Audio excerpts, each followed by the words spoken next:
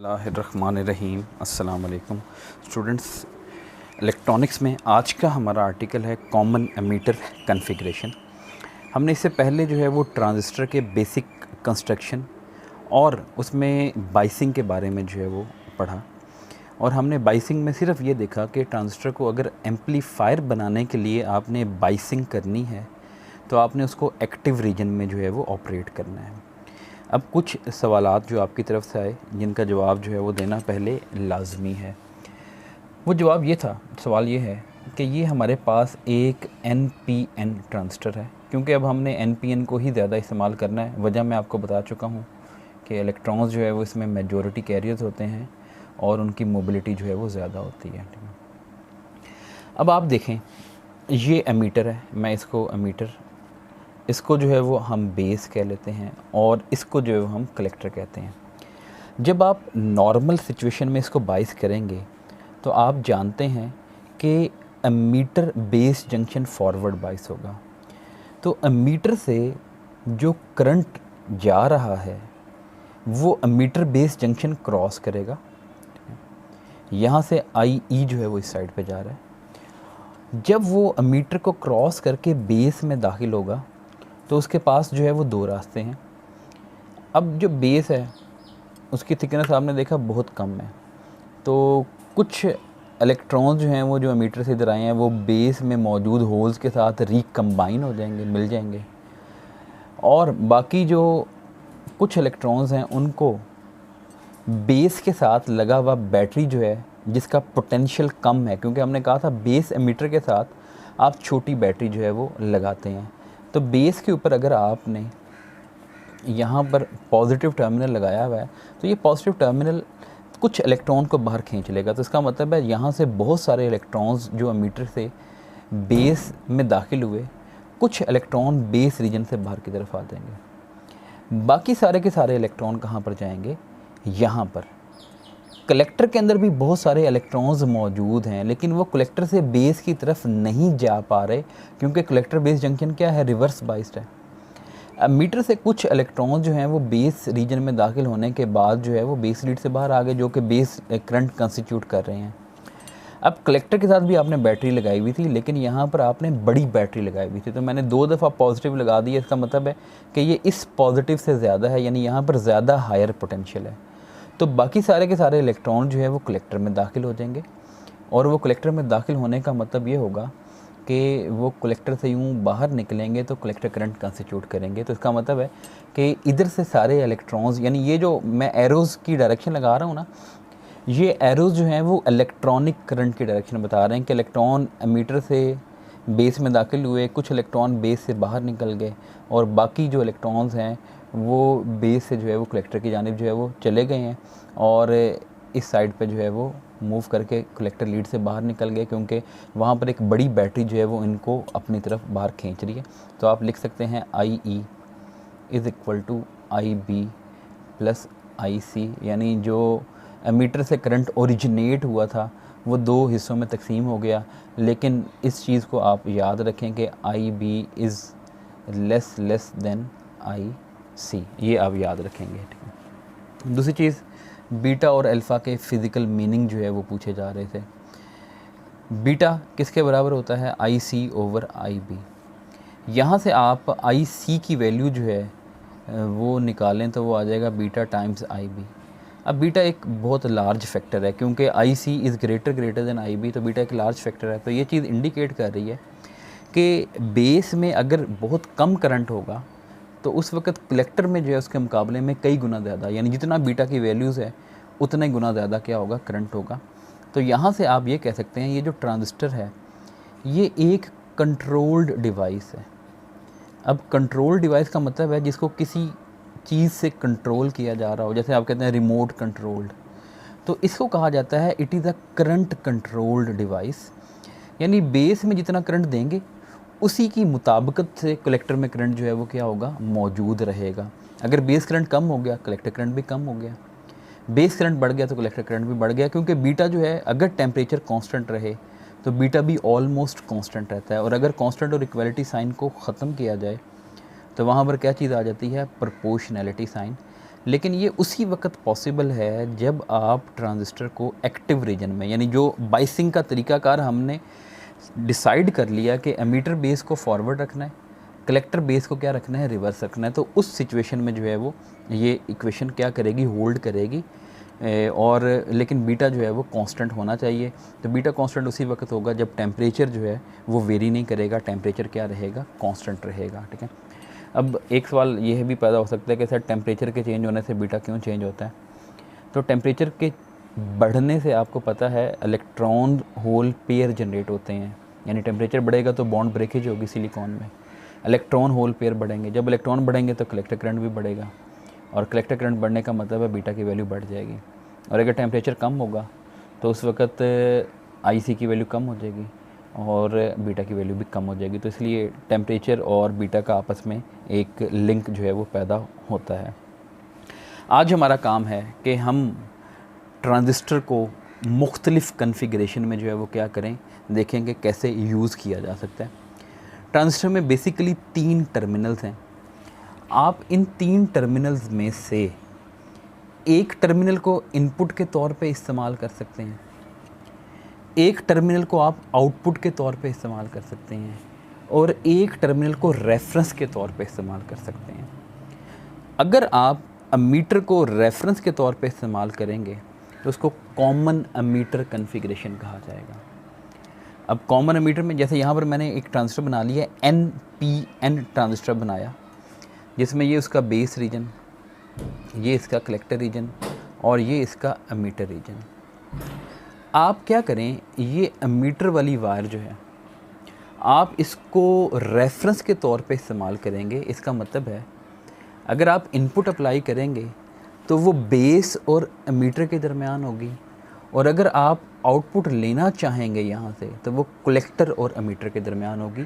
तो आप क्या करेंगे, एमीटर को रेफरेंस और रेफरेंस टर्मिनल को 0 वोल्ट क्या किया जाता है, असाइन किया जाता है। तो आप यहाँ पर एमीटर को 0 वोल्ट जो है वो असाइन कर दें। आप क्या करें, एमीटर के साथ एक वायर लगा दें और आप उस वायर को दोनों साइड पे, जैसे मैंने ये किया, अब ये एमीटर जो है वो इनपुट वाली साइड पे बेस के साथ भी लिंक हो गया और आउटपुट पे यानी कलेक्टर वाली साइड के साथ भी क्या हो गया, लिंक हो गया। तो इसका मतलब है कॉमन एमीटर कॉन्फ़िगरेशन में जो एमीटर टर्मिनल होगा ये क्या होगा, कॉमन होगा। यानी एमीटर को आपने क्या बना लिया, रेफरेंस जो है वो ट्रीट कर लिया। ठीक है, पहली बात। दूसरी चीज़, जो बेस है इसको आपने इनपुट के तौर पे इस्तेमाल किया। सवाल ये भी पैदा हो सकता है कि बेस को इनपुट क्यों इस्तेमाल करते हैं। तो बेस आपको पता है एक थिन रीजन है और हमने ट्रांजिस्टर को एक एम्पलीफायर बनाना है, और एम्पलीफायर का काम है लो वोल्टेज को हाई वोल्टेज में कन्वर्ट करना। तो आपने वही वाला टर्मिनल इनपुट के तौर पे चूज़ करना है जो रिलेटिवली क्या हो, स्मॉलर हो। तो यहाँ पर बेस जो है वो रिलेटिवली स्मॉल जो है वो, तो बेस इनपुट के तौर पे इस्तेमाल कर रहे हैं। और तीसरा जो रीजन है वो है कलेक्टर। तो आप कलेक्टर को जो है वो आउटपुट, क्योंकि कलेक्टर का एरिया हमने कल देखा था सबसे ज़्यादा होता है, तो कलेक्टर जो है वहाँ पर बैटरी भी हमने जो है वो क्या लगाई थी, पावरफुल बैटरी लगाई थी। तो इसका मतलब है कि ये एक लार्ज वोल्टेज डेवलप करवा सकता है। इसे कलेक्टर को आप क्या कर सकते हैं, आउटपुट के तौर पे इस्तेमाल कर सकते हैं। तो ये आपके पास जो है वो सिचुएशन मैंने आपके सामने बना दी। अब हमने क्या करना है, इस सिचुएशन को एनालाइज़ करना है।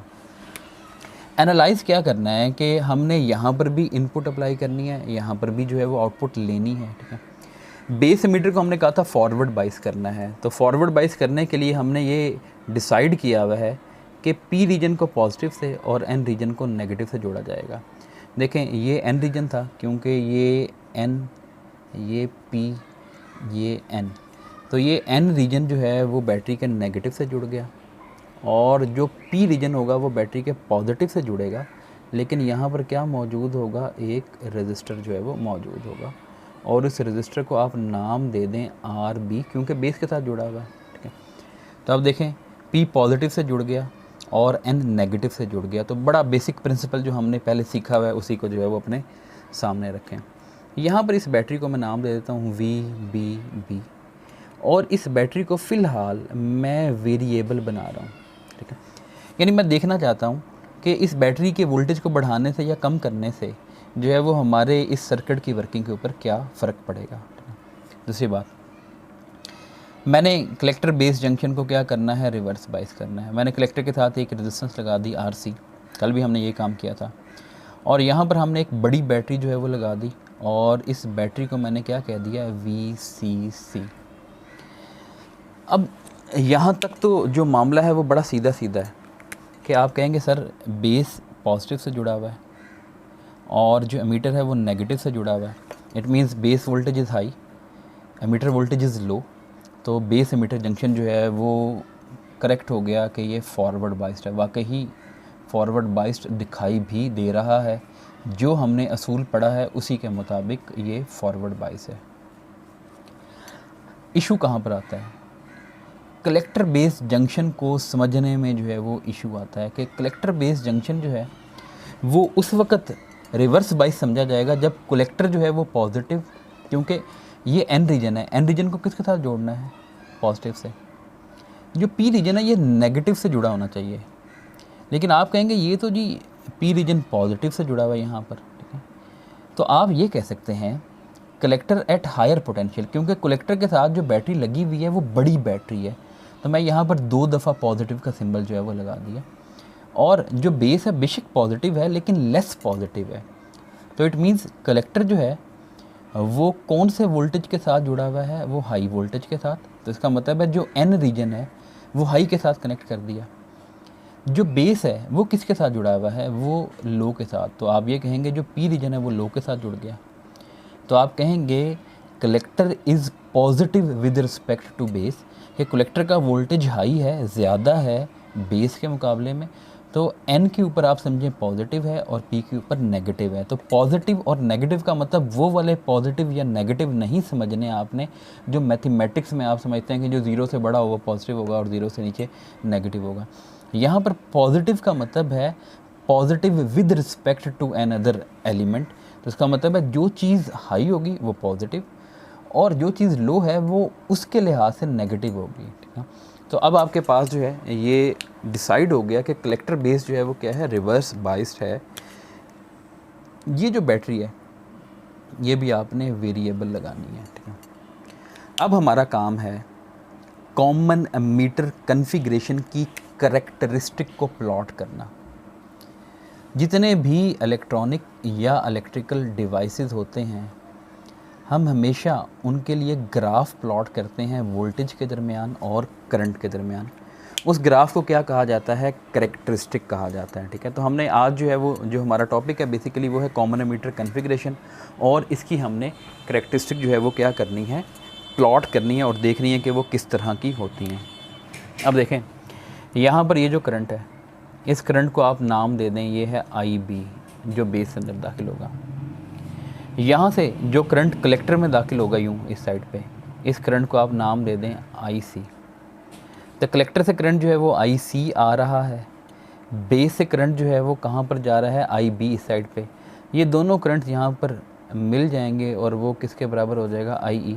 तो IE is actually the sum of IB and IC, ये आप जो है वो याद रख लें। तो अब मैं यहाँ पर जो है वो इस साइड पे इनपुट जो है वो प्लॉट कर लेता हूँ, लिख लेता हूँ सॉरी, और इस साइड पे जो है वो मैं क्या करता हूँ, आउटपुट जो है वो लिख लेता हूँ, ठीक है। जो इनपुट करंट है उसका नाम है IB और जो आउटपुट करंट है उसका नाम है IC। उसके बाद इनपुट वोल्टेज, इनपुट टर्मिनल है बेस, लेकिन वोल्टेज आपको पता है हमेशा जब भी आप देते हैं उसको पोटेंशियल डिफरेंस कहा जाता है, यानी जिस पॉइंट के ऊपर आपने वोल्टेज मालूम करना होता है उस पॉइंट और रेफरेंस पॉइंट के दरमियान पोटेंशियल डिफरेंस देखा जाता है। तो इनपुट टर्मिनल है बेस और रेफरेंस टर्मिनल है एमीटर, तो जो इनपुट वोल्टेज होगा उसको कहा जाएगा VBE। और आउटपुट वोल्टेज, आउटपुट टर्मिनल है कलेक्टर, रेफरेंस टर्मिनल है एमीटर, तो इसका मतलब है जो आउटपुट वोल्टेज होगा वो होगा VCE, ठीक है। अब आप कहेंगे VBE है क्या चीज़, तो आप कहेंगे VBE एक्चुअली में डिफरेंस है बेस वोल्टेज और एमीटर वोल्टेज के दरमियान, और एमीटर वोल्टेज 0 है तो इसका मतलब है जस्ट बेस का वोल्टेज जो है वो इनपुट वोल्टेज कहलाएगा। कलेक्टर मीटर वोल्टेज जो है वो किसके बराबर है, collector voltage minus ammeter voltage, तो इसका मतलब है कलेक्टर में से आप मीटर का वोल्टेज जो है वो माइनस कर देंगे, तो उस वक्त जो है वो क्या होगा, V C minus V E, ये आपके पास जो है वो कलेक्टर मीटर वोल्टेज कहलाएगा, जो को आउटपुट कहला रहा है। अब ये भी एक पेयर है करंट और वोल्टेज का, ये भी एक पेयर है करंट और वोल्टेज का। तो इसका मतलब ये हुआ कि हमें इनपुट के लिए जो ग्राफ है वो अलग बनाना पड़ेगा और आउटपुट के लिए जो ग्राफ है वो क्या करना पड़ेगा, अलग बनाना पड़ेगा। ग्राफ अगर अलग अलग बनाना था, इसीलिए तो मैंने यहाँ पर भी वेरिएबल बैटरी लगाई है और यहाँ पर भी क्या लगाई है, वेरिएबल बैटरी लगाई है, ठीक है। अब जो इनपुट करेक्टरिस्टिक्स होती हैं उसको बेस करेक्टरिस्टिक कहा जाता है, क्योंकि इनपुट टर्मिनल के तौर पे कौन काम कर रहा है, बेस। तो इसलिए इसको क्या कहा जाएगा, बेस करेक्टरिस्टिक्स जो है वो कहा जाएगा, ठीक है। अब हम क्या करेंगे, देखें, बेस वोल्टेज और बेस करंट, यानी वोल्टेज और करंट के दरम्यान हमने क्या बनाना है, ग्राफ जो है वो बनाना है। लेकिन ये जो दो चीज़ों के दरम्यान ग्राफ है, एक तीसरी चीज़ जो है वो भी क्या करती है, इन दोनों चीज़ों को अफेक्ट करती है, ठीक है। जैसे जैसे आप कलेक्टर मीटर वोल्टेज को चेंज करते हैं ना, वैसे वैसे बेस मीटर वोल्टेज के ऊपर भी क्या आती है, चेंज आती है। अब वो मैं आपको मैथमेटिकली लिख देता हूँ। अगर कलेक्टर से मैंने एमीटर तक पहुँचना है तो इसका मतलब है हमें चाहिए कलेक्टर और एमीटर के दरमियान पोटेंशियल डिफरेंस। तो पहले मुझे कलेक्टर से बेस तक पहुँचना पड़ेगा, फिर बेस से कहाँ पर पहुँचना पड़ेगा, एमीटर तक। तो इसका मतलब मैं लिखूँगा कलेक्टर मीटर वोल्टेज जो है वो दो तरह के वोल्टेज का सम है। Number 1 collector to base, number 2 base to emitter. ये आपके पास आ गया। अब अगर मैंने बेस एमीटर वोल्टेज जो है उसको देखना है कि वो किसके बराबर है, वो किसके बराबर होगा, V C E minus V C B. तो ये आपके पास जो है वो क्या आ गया, वी बी ई की वैल्यू आ गई।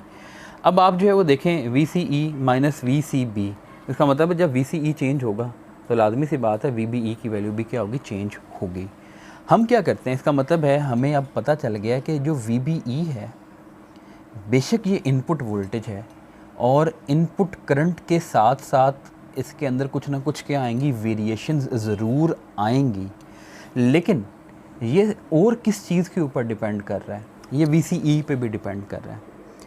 जब एक ही वेरिएबल दो मुख्तलिफ वेरिएबल पे डिपेंड करता हो तो उस वक़्त जो इक्वेशंस होती हैं उनको पैरामीट्रिक इक्वेशन कहा जाता है। आप किसी एक क्वांटिटी को कांस्टेंट ट्रीट कर लेते हैं और उस कांस्टेंट क्वांटिटी को क्या कहा जाता है, पैरामीटर। हमने इनपुट वोल्टेज और इनपुट करंट के दरमियान ग्राफ बनाना था, तो इसलिए मैंने आउटपुट वाला जो वोल्टेज है VCE, इसको क्या ट्रीट कर लिया, पैरामीटर ट्रीट कर लिया। मैथमेटिक्स वाले स्टूडेंट्स को जो है वो ये ज़्यादा बेहतर जो है वो पता चलना चाहिए, ठीक है। और फिज़िक्स के स्टूडेंट भी जो है वो इजीली अंडरस्टैंड कर सकते हैं मैथमेटिक्स को, कैलकुलस वगैरह पढ़ा हुआ है, पैरामीट्रिक इक्वेशन जो है वो पढ़ते हैं उसके अंदर। तो अब मैंने क्या किया, मैंने y एक्सिस के ऊपर IB यानी करंट, x एक्सिस के ऊपर VBE यानी कि वोल्टेज को प्लॉट कर रहा हूँ। VCE की वैल्यू क्या रखूँगा, कांस्टेंट रखूँगा। सबसे पहला काम ये होगा कि आप VCE की वैल्यू क्या कर देंगे, फिक्स्ड कर देंगे। आप इस बैटरी को एक पर्टिकुलर लेवल के ऊपर क्या करेंगे, फिक्स कर देंगे। और फिक्स करने के बाद जो है IB और VBE के दरमियान ग्राफ बनाएंगे। वो कैसे बनाया जाएगा, आप इस बैटरी को ग्रेजुअली चेंज करते जाएं। यहाँ पर बेस और एमीटर के दरमियान एक वोल्ट मीटर लगा दें, वो वोल्टेज मेजर करता जाएगा। और बेस के साथ यहाँ पर आप क्या कर देंगे, एक एम मीटर लगा देंगे, वो क्या करता रहेगा, करंट मेजर करता रहेगा। तो आप इजीली क्या कर सकते हैं, IB और VBE के दरमियान जो है वो ग्राफ प्लॉट कर सकते हैं। हम अब इसी तरह से ये काम करते हैं कि यहाँ पर मैं जो है वो एक एम मीटर जो है वो लगा लेता हूँ और यहाँ पर बेस और एमीटर के दरमियान यहाँ पर एक वोल्ट मीटर लगा देता हूँ।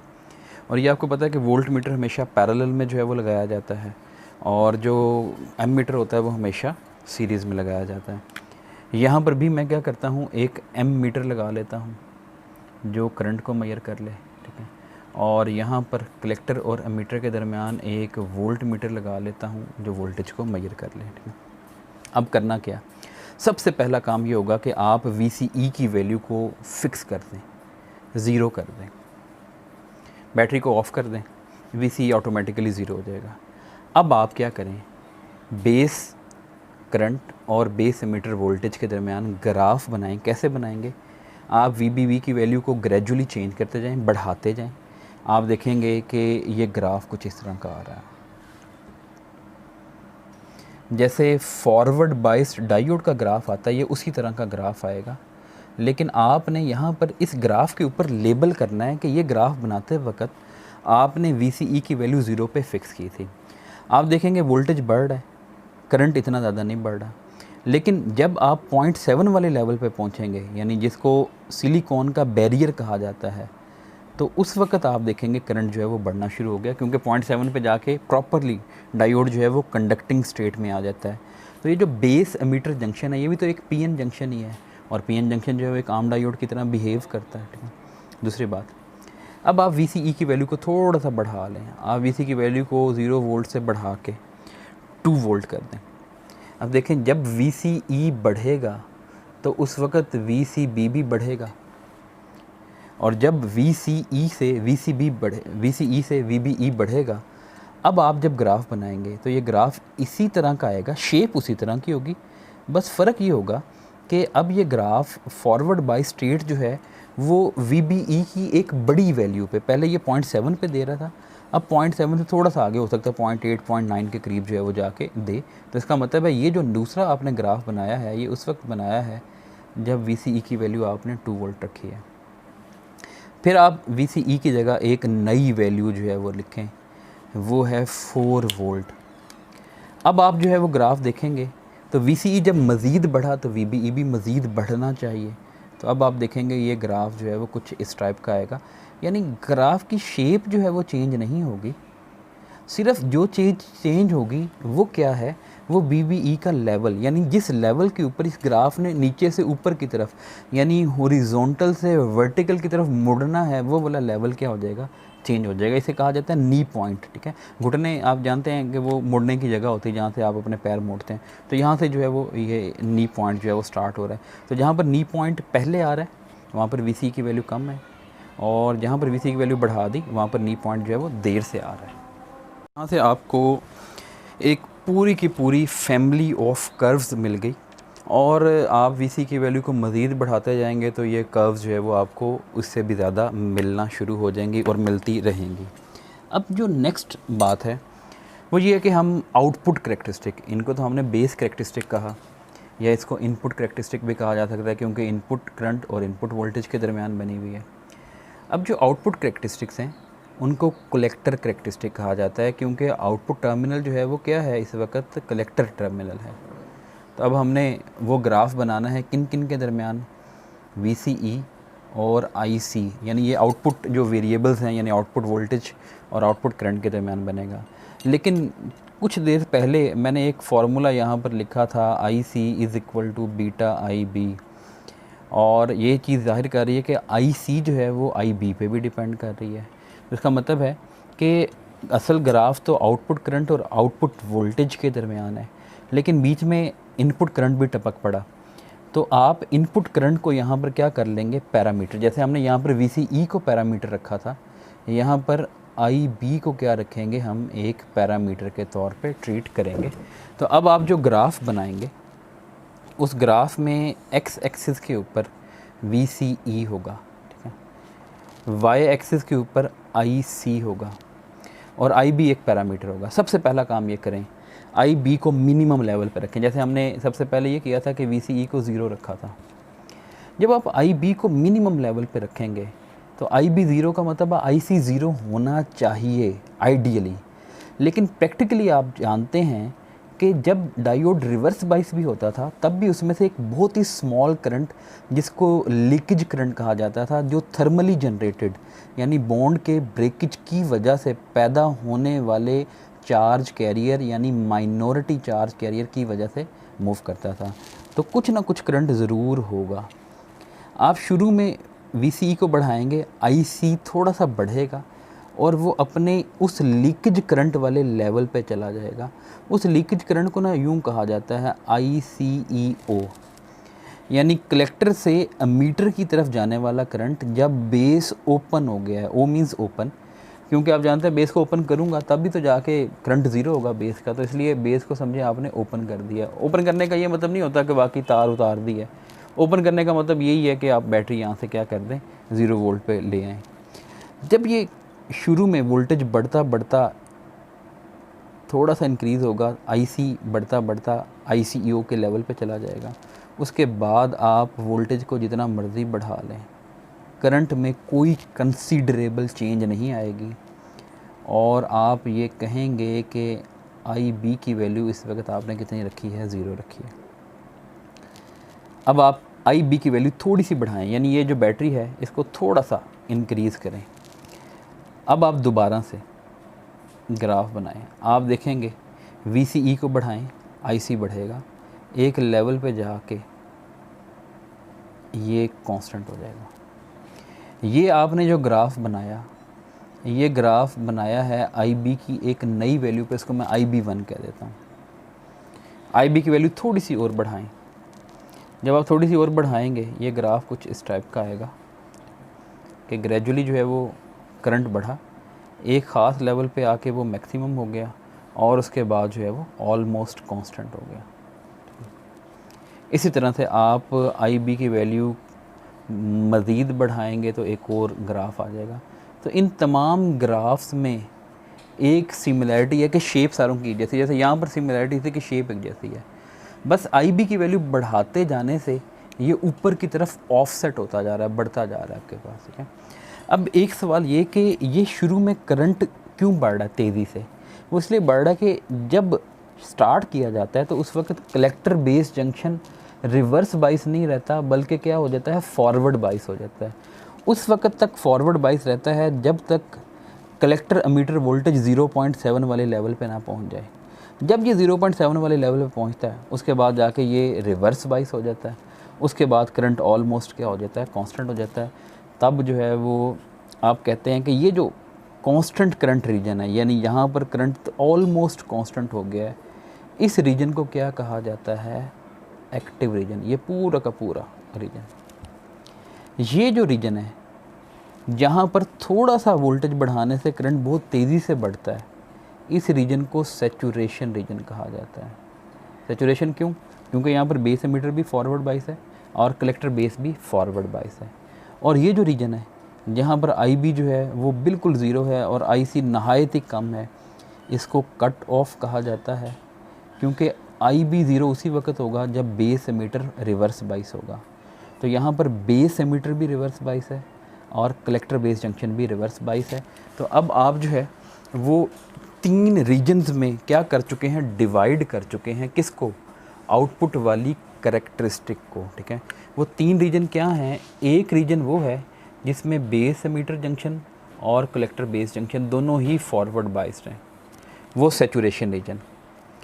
एक वो है जिसमें बेस एमीटर रीजन और कलेक्टर बेस रीजन दोनों ही रिवर्स बाइस्ड हैं, वो ये रीजन है, कट ऑफ।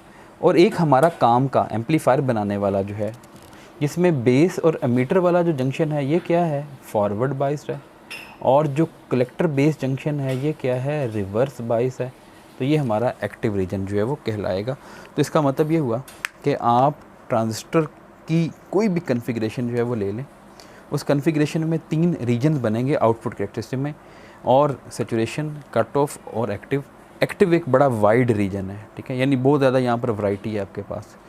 ये सैचुरेशन बहुत ही कम्पैक्ट सा एरिया है, कट ऑफ बहुत ही कम्पैक्ट सा एरिया है, ठीक है। लेकिन आप देख रहे हैं कि हमने ट्रांजिस्टर को ज़्यादातर एक्टिव में ऑपरेट करना है, इसलिए जो है वो कॉमन एमीटर कन्फिग्रेशन जो है उसमें एक्टिव रीजन ये है जहाँ पर बेस एमीटर फॉरवर्ड और कलेक्टर बेस जो है वो रिवर्स।